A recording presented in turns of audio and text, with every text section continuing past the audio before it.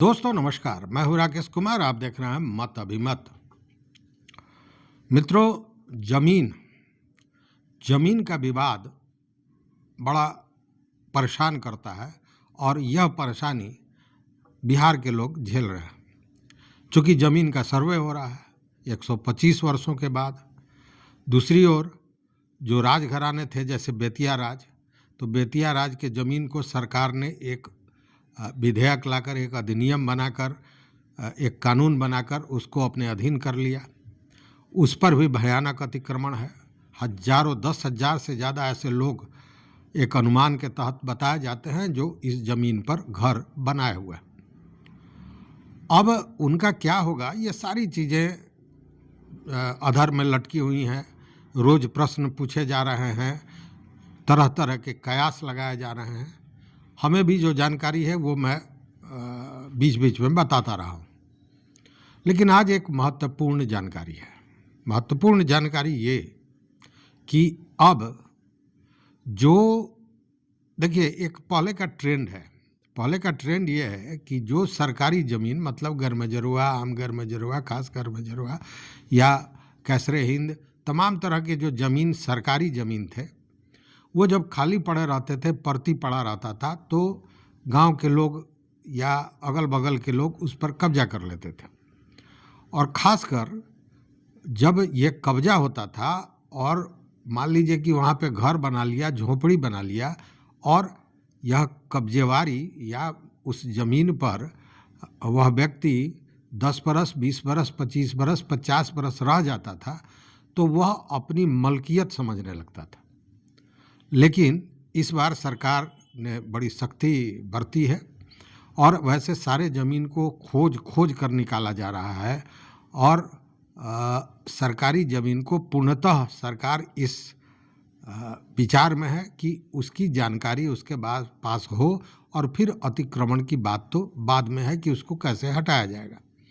बेतिया राज के ज़मीन की अगर बात करें तो बेतिया राज के ज़मीन पर जो अतिक्रमण है वो किस तरह हटाया जाएगा, यह भी स्पष्ट इसलिए नहीं है कि जो अधिनियम बना है उसके बाद उसका क्या नियमावली बनता है, वह तय करेगा कि उन ज़मीन को जो अतिक्रमित है, जिस पर घर बना लिया गया है, उसको सरकार कैसे लेती है या सरकार उसका कैसे प्रबंधन करती है, ये अभी स्पष्ट नहीं है। लेकिन एक सरकार ऐसी भी है जिसने यह तय कर लिया कि जो भी सरकारी ज़मीन, मतलब पंचायती ज़मीन, ग्रामीण इलाके का जो ज़मीन है, उसको जिसने भी कब्जा कर रखा है उसको मलकियत दी जाएगी। मतलब कि जिसने कब्जा कर रखा है ग्रामीण पंचायती ज़मीन को, उन लोगों को उस ज़मीन की मलकियत दे दी जाएगी। और मलकियत भी ऐसी कि उस ज़मीन के खरीद बिक्री करने का भी अधिकार उनको प्राप्त होगा।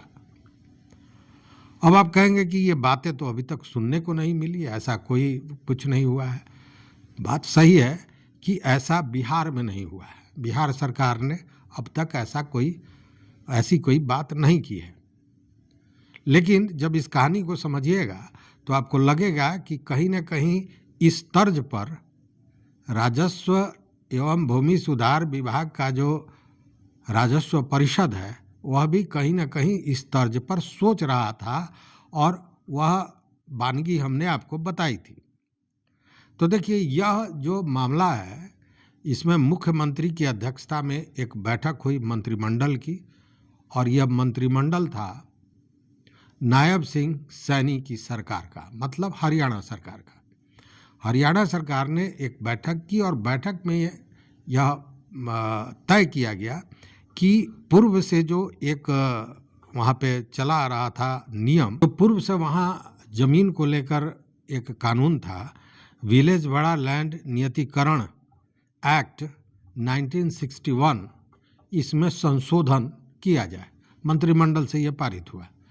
और संशोधन में 2-3 चीज़ें जो महत्वपूर्ण हैं वो ये कि सबसे पहला ये हुआ कि पहले ज़मीनी ऐसे मामलों का अधिकार, उस पर फैसला लेने की सारी चीज़ें सरकार के पास थी, पंचायती जमीन को लेकर, तो सरकार ने उसको पंचायती विभाग के हाथों सौंप दिया, सुपुर्द कर दिया, पहली बात।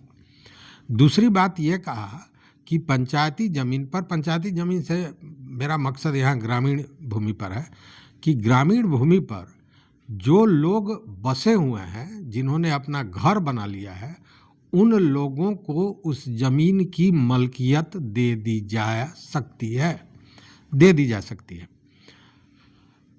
लेकिन कैसे दी जाएगी, इसका कोई शर्त होगा, तो शर्त भी तय कर दिया गया कि वैसे ज़मीन पर जो पंचायती का ज़मीन हो, ग्रामीण क्षेत्र का ज़मीन हो, और उस पर किसी ने कब्जा कर लिया और कब्जा करके घर बना लिया, और यह जो घर बनाने और कब्जा करने की प्रक्रिया है, अगर वह 20 वर्षों से उस पर काबिज है, उस स्थिति में उसकी मलकियत, उस भूखंड की मलकियत उस व्यक्ति को दे दी जाएगी, और मलकियत भी संपूर्ण मलकियत, मतलब कि वह ज़मीन वह दूसरे को बेच सकता है, दूसरे से उस तरह का ज़मीन को खरीद सकता है, मतलब खरीद बिक्री का भी अधिकार उस ज़मीन का उस व्यक्ति को प्राप्त होगा। लेकिन इसमें भी कुछ शर्तें हैं। शर्तें ये कि यह जो ज़मीन उसको दिया जाएगा, जिस पर उसका घर है, उसके क्षेत्रफल को भी एक तरह से फिक्स कर दिया गया है, और वह फिक्स किया गया है कि 500 गज तक ज़मीन का मालिकाना हक दिया जाएगा जिस पर मकान बना है। शर्त यही है कि मकान उस पर होना चाहिए। इस तरह से 20 वर्ष से कोई कब्जे पे रखने का दावा करेगा तो वो नहीं मानी जाएगी।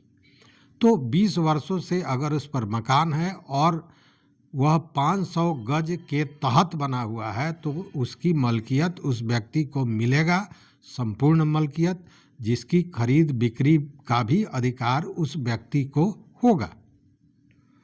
लेकिन सीधे मलकियत मिल जाएगा या कुछ और होगा, तो यहाँ भी कुछ मामला उसी तरह का है जो मैं पहले बता चुका हूँ, उस पर भी आऊँगा।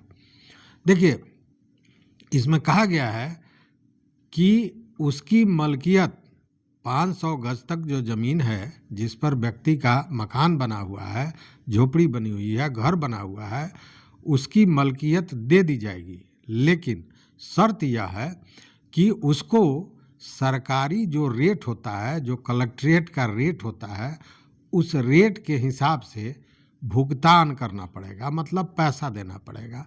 कहने का मतलब कि यह मलकियत सरकारी दर पर जो ज़मीन का वैल्यू है वो देने के बाद उसे प्राप्त होगा।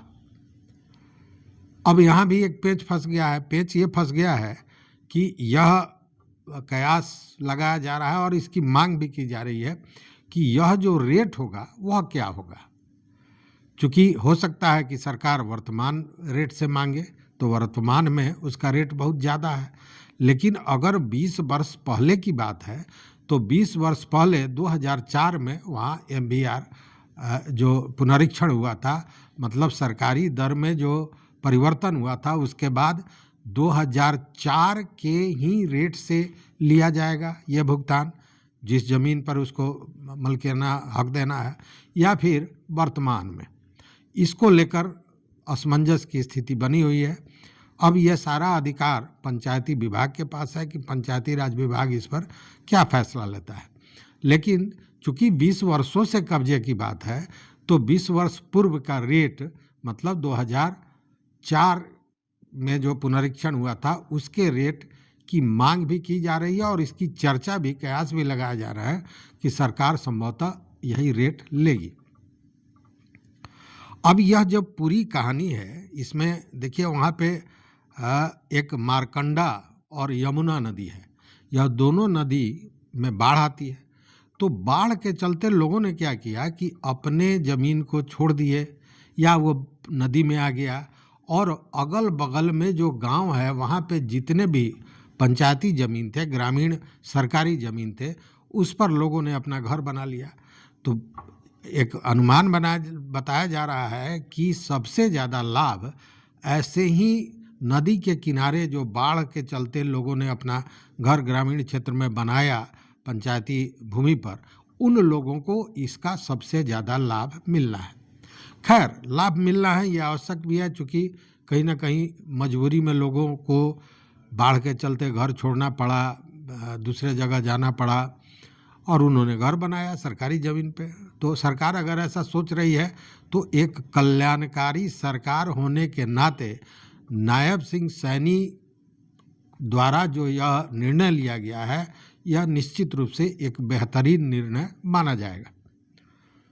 अब जरा आते हैं, इसी मामले को हम जोड़ते हैं बेतिया राज के ज़मीन के बारे में। हमने आपको बताया था पिछला कुछ दिन पहले जो वीडियो हमने दिया था उसमें बताया था कि इस तरह की सूचनाएं आ रही हैं कि जिन लोगों के पास घर नहीं है, या यूं कहे कि जिन लोगों के पास ज़मीन नहीं है और ज़मीन नहीं होने के चलते उन्होंने बेतिया राज के ज़मीन पर अतिक्रमण किया और उस पर अपनी झोपड़ी बनाई या घर बना लिया, वैसे लोगों को सरकार उसकी मलकियत दे सकती है। और यह फैसला बिहार के लिए तो नहीं, लेकिन बेतिया राज के ज़मीन के लिए ही यूपी में जब ये अतिक्रमण हटाने की बात चल रही थी, उस समय ये चीज़ें छनकर बाहर आई थी।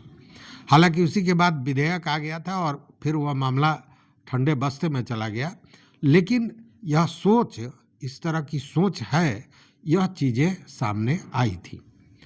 तो एक देखिए, अब देखिएगा, जैसे कोई सरकार एक नियम बनाती है और वो नियम सरकार के विरोध में भी न जाए और जनता के हित में हो, तो दूसरे सरकारें भी उसका कहीं ना कहीं अनुपालन करती है और उसी के तरह काम करती है। जैसे नारी सशक्तिकरण को लेकर अगर देखें तो जो नीतीश कुमार ने किया, जैसे पुलिस बल में महिलाओं की बहाली, स्कूल की छात्राओं को पढ़ाई के प्रति जागरूक करने के लिए कई तरह के योजनाएं, और ये सारी योजनाएं दूसरे लोगों ने, दूसरे क्षेत्र के लोगों ने, प्रदेश के लोगों ने, सरकारों ने उसको अपनाया। जैसे जीविका वहन की बात, जीविका वहन बहुत शुरू हुआ, लेकिन आज कितने बड़े क्षेत्र में वो काम कर रही हैं और इसी को लेकर भारत सरकार ने आजीविका वहन करके एक योजना चलाई। तो ये चीज़ें चलती हैं। इसलिए यह जो नायब सिंह सैनी द्वारा यह निर्णय लिया गया है, इसका असर कहीं ना कहीं बिहार पर भी होगा, बिहार के सर्वे में भी होगा और ख़ासकर बेतिया राज के ज़मीन का जो अतिक्रमण है उसको लेकर भी होगा, ऐसी संभावना मैं व्यक्त करता हूँ।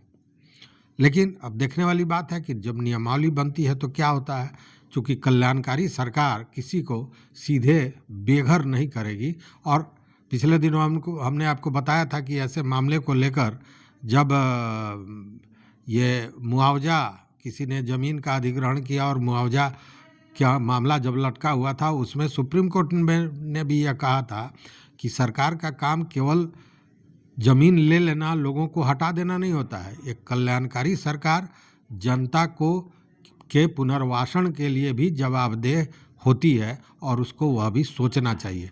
खैर, वह मामला मुआवजा को लेकर था, लेकिन यह शब्द कि एक कल्याणकारी सरकार जनता के पुनर्वासन की भी जिम्मेवारी उसके पास होती है, यह तो कहीं ना कहीं लागू होता है कि जो लोग अतिक्रमण किए हुए हैं बेतिया राज के ज़मीन का, उनका पुनर्वासन कैसे होगा अगर उनको हटा दिया जाता है और उनके पास दूसरा कोई ज़मीन नहीं है, दूसरा कोई घर नहीं है। तो ये सारी चीज़ें कहीं ना कहीं असर करेंगी और मुझे लगता है कि यह जो नायब सिंह सैनी सरकार ने इस तरह की योजना बनाई है, जो फैसला लिया है, उसका असर पूरे देश पर आज नहीं तो कल होगा। देखते हैं कि उसका लाभ बिहार में जो लोग हैं उनको मिलता है या नहीं। उम्मीद सकारात्मक रखनी चाहिए। आशा हम भी रखते हैं कि सरकार भी इस दिशा में शायद इस तरह या इससे भी बेहतर कुछ सोचे। तो इस वीडियो में बस इतना ही। देखते रहिए मत अभिमत। मित्रों, चैनल पर नए हो सब्सक्राइब कीजिए, लाइक कीजिए, दोस्तों के साथ शेयर कीजिए और अपना विचार जरूर दीजिए। बहुत बहुत धन्यवाद। कोटिशः आभार।